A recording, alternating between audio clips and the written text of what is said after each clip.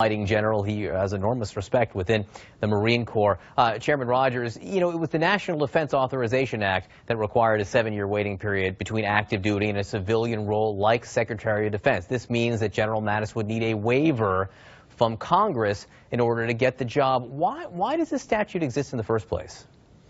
Well, and I agree with General Hertling. I'm always a little reluctant to have a general officer walk into the secretary's job because it's a little different. You want civilian control of your military in all cases, and people worry, other generals worry, that you go in with a general's attitude, not a secretary's attitude, which is that big strategic picture.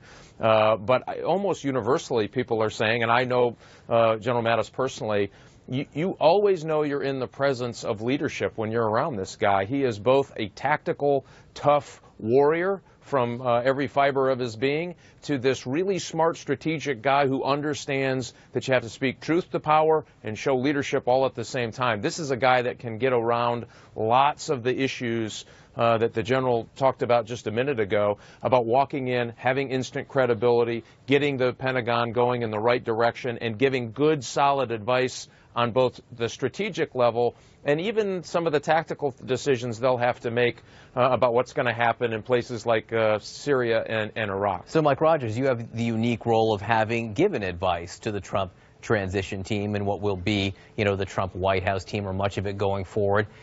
Do you think they will be receptive to the advice of General Mattis? Do they respect the kind of expertise that he brings to the table?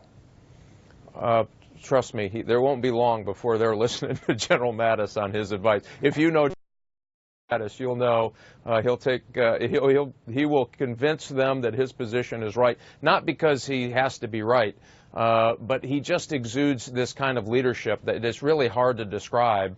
And General Hertling, help me out here. You've seen it. Yeah. Well, he just has this capability to kind of break through things that I think other people would have a hard time breaking through. Yeah, one of the things